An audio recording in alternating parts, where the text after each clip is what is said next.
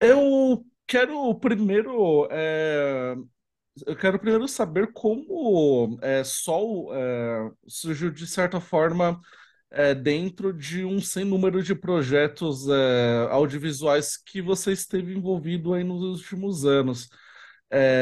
Eu imagino que muitas coisas o público só teve acesso realmente nos 2 últimos anos, talvez aí por conta de todos os empecilhos, né, que atravessamos aí com a pandemia, mas além do Sol que teve, né, a premiere ano passado na Mostra e também no Festival do Rio, tivemos aí um outro conjunto de trabalhos em que você esteve presente. E somente para citar alguns em matéria de cinema, nós tivemos o Desterro, Natureza Morta, Valentina, o Rio do Desejo mais recentemente. Então tenho muito interesse em saber quando o convite, a proposta de participar de Sol surgiu para você. E se de certa forma você estabelece algum link desse filme com com esses outros que você participou em tempos mais recentes, ou se foi mais ou o aceite se deu mais por uma vontade de trabalhar de repente com a Lô mesmo, que também assina o roteiro. Curioso você perguntar isso, né? Porque, assim, eu não conhecia a Lô antes, né? Ela me ligou, ela conseguiu meu telefone e ela me ligou. E eu quase nunca atendo o telefone, eu atendi ela. Eu acho que alguém me disse que ela ia me ligar. E ela me ligou e disse assim: Rômulo, eu quero que você faça o meu filme. Como é que é? Assim, é muito raro isso acontecer, um convite desse jeito, né? Direto, assim. Eu quero que você faça o meu filme, mas tem que ser esse ano. E eu estava indo me preparar para filmar o Rio do Desejo do Sérgio Machado. E eu falei, vai ser quando? Ela, em novembro. Eu falei, caramba, eu vou emendar um filme no outro. Eu vou chegar no filme do Sérgio e começar a fazer o seu. Você tem certeza que você quer fazer isso? Aí ela falou, sim, tenho. E você vai estar em ponto de bala do jeito que eu quero. Então, então foi assim, sabe? Foi um convite afetivo, assim, né? Não foi um convite de projeto, foi um convite afetivo. Primeiro, ela me convidou afetivamente, eu aceitei afetivamente. Depois, eu fui entender no que eu estava me metendo. E depois que eu entendi no que eu estava me metendo, eu gostei muito mais ainda, né? Porque é um tema que me pareceu interessantíssimo, assim, né? Uma relação de filho com pai e de pai com filha. E todas essas investigações labirínticas, né? Subjetivas e labirínticas desse lugar, dessas relações, dessa exposição social, né? Dessa exposição íntima dessas relações. Uhum. E a Lu teria dito a você as razões que a fizeram direcionar esse convite a você, porque o Theo, protagonista de Sol, de certa forma se comunica muito com alguns dos outros personagens que você já interpretou no cinema, na televisão também, em termos de como o público percebe a vulnerabilidade desse homem dentro de uma certa introspecção. Mas imagino que aqui exista até uma exigência maior sua como intérprete, no sentido de ser um personagem que está em basicamente todas as cenas de Sol, né? É, o tempo de tela é bem maior, na verdade, assim. Eu acho curioso você me provocar nesse lugar, porque eu lembro que quando eu comecei a fazer cinema, eu estava num lugar X. E aí eu fiz uma sequência de filmes com personagens em lugares, em localização psíquica muito parecidas, assim, primas, parentes. E esse lugar andou para outros lugares e depois eu fiz uma outra sequência de personagens muito parentes. E agora está vindo essa leva de personagens também parentes que estão relacionados justamente a esse homem que se conflitua com o seu posicionamento social, esse relacionamento com a paternidade, é, Mas sabe o que que eu acho interessante? Que são todos esses personagens que propõem esse posicionamento masculino em relação à família, em relação à sociedade, né?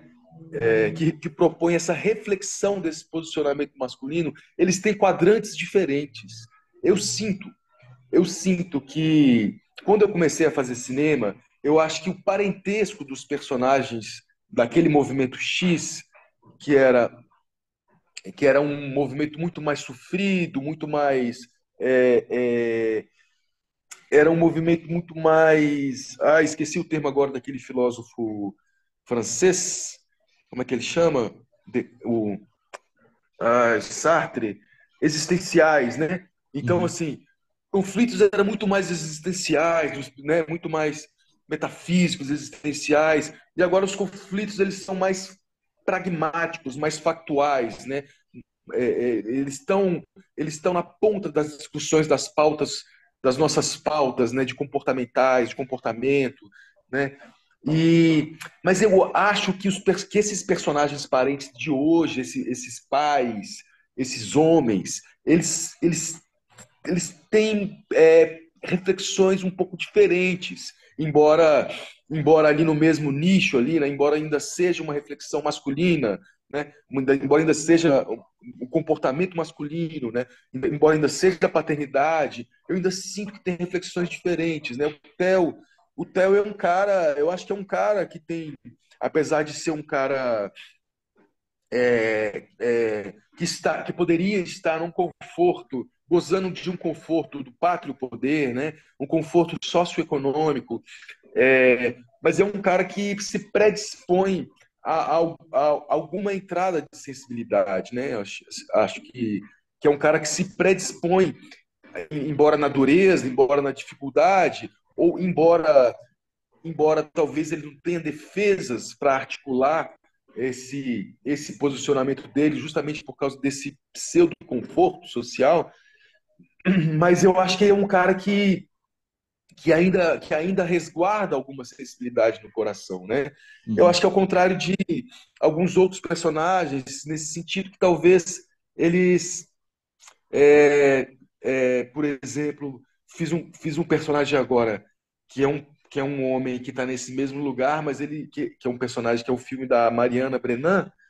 Terminamos agora, no meio do ano, ele terminamos de filmar, e não é um cara que ele está nesse lugar da sensibilidade, né? Ele tem os questionamentos dele, mas ele é uma outra proposta de posicionamento desse masculino. É um masculino que se reafirma justamente pelo lado mais escroto e negativo do masculino, né? Uhum. Então, assim, então, então então eu acho que tem nuances, quadrantes e recortes diferentes nesses personagens. Uhum. O próprio Rio do Desejo, né? É, que você cita, eu acho que também é um outro lugar de presença naquele universo masculino ali, né? É um lugar muito mais do homem clássico que não fala, né? Que não expõe os seus sentimentos, que não consegue dividir as suas sensações, né? Né? O Theo não, o Theo está tentando, né? Ele tenta, né? Ele é questionado, ele é provocado, então ele tenta descobrir o que, que é que está sendo provocado ali e tenta ir atrás daquilo, né? Ele investiga de fato, né? Embora meio torto, meio trôpego, mas ele investiga, né? No Rio do Desejo o cara não investiga, ele age, né? Um clássico, né? Homem hétero, né? Ele vai agindo em silêncio ali, né? E vai virando aquela tragédia também, né? Uhum. É interessante todas essas suas impressões, Romulo, até porque, de certa forma, o Saul ele faz esse estudo de masculinidade dentro de uma perspectiva, feminina que é da low política. E eu tenho curiosidade de saber, em relação, eu acho que ainda pegando um pouco na questão, né, de personagens introspectivos, como que geralmente é a sua abordagem diante do trabalho de diretores que também estão roteirizando o texto, como é aqui no caso do Sol. Quero muito saber se essas reflexões muitas vezes surgem a partir de trocas iniciais que você tem com os seus diretores e diretoras, sobretudo aqui no caso da Lô, em Sol, ou se você prefere talvez uma abordagem mais, digamos, instintiva para perceber por si mesmo essas nuances de personagem. Eu acho que os dois caminhos, né, assim, margeados, juntos e paralelos e sempre, assim, né? Entendendo que um pode travar, um pode entrar no outro, assim, não tem muita regra, né? Acho que a regra mais importante, em princípio, é a comunicação, né? São as relações, né? Assim, a minha relação com a diretora, relação da diretora comigo, minha relação com o fotógrafo, foquista, minha relação com os colegas elenco de cena, né? A relação. Então, eu acho que todo o filme ela é meio baseado em relações, né? Todos os personagens são construídos em relações, primeiramente extracampo, depois em campo, né? Em cena. E a relação se dá através de comunicações, né? Assim, sejam verbais ou corporais ou pelo não dito, mas a gente está sempre atento a essas comunicações, a esses sinais comunicativos, né? E, e é isso. Às vezes um não dito diz muito mais que um dito, assim. Então, então, acho que é clássico a gente trocar primeiro as impressões de leitura de roteiro, como eu leio o roteiro, como eu leio aquele personagem, quais são os pontos possíveis de identificação, ou quais são os pontos possíveis que eu quero me identificar naquele personagem, o que eu trago da minha vida e posso hiperbolizar, sublinhar naquele personagem, e o que eu não trago, o que eu posso ficcionar, o que eu trago a partir de observações da minha vida. Divido isso com a Lô, com a preparadora de elenco, com a Amanda Gabriel, divido isso com os colegas de cena, divido isso com o fotógrafo, e a partir disso eu vou trocando essas experiências e informações, e entendendo o que é, junto com a diretora principalmente, o que é que pode funcionar naquele ponto nevrálgico da cena, né? O qual é o recorte objetivo que a gente pode fazer para potencializar todas as nossas trocas de informação. Eu não gosto muito de usar a palavra desafio, mas tenho interesse de saber o que talvez tenha demandado mais de você dentro da experiência do Sol, em relação justamente à interação com seus coprotagonistas. Porque, de um lado, você tem uma presença infantil de uma menina, que é de uma atriz estreante, né? A Malu Landin. E do outro lado, você tem esse confronto que precisa ser estabelecido de pai e filho com um ator veterano que é o Everaldo Pontes. Para você, qual dessas duas relações, de certa forma, foi especialmente delicada para encenar, enfim? Pô, Alex, essa pergunta é muito boa, porque sim, acho que de uma maneira de uma maneira muito objetiva, pragmática, a relação com os dois, eu dei a sorte de só contribuir para a cena. Porque, porque mesmo quando eu não conseguia encontrar um canal de acesso, a Malu ela passou por um processo de transição durante o filme, né?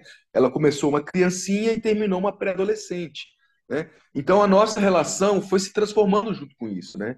Então tinha no início, nas preparações, eu criei um canal de acesso com uma criança e no final do filme eu não tinha mais esse canal de acesso com essa criança, porque ela já tinha virado uma pré-adolescente. E esse não canal de acesso com essa criança potencializava a nossa relação no filme. Então isso foi uma sorte minha também, né? De ter de tudo que estava ali na presença, no presente das relações, contribuíam para as cenas, para as relações dos personagens. Mesma coisa o Everaldo. O Everaldo é um ator muito experiente, muito amigo, muito querido, muito comunicativo.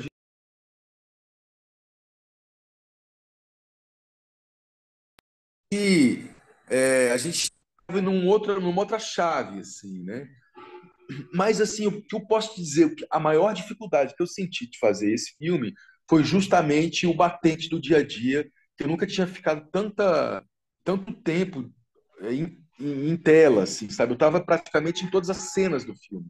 Então, isso acho que foi o exercício mais desafiador, já que é uma palavra que você não gosta de usar, mas acho que foi o exercício mais desafiador, assim, que era tentar ficar inteiro em todas as cenas durante 5 semanas, todos os dias. Acho que a gente fazia 6 por 1.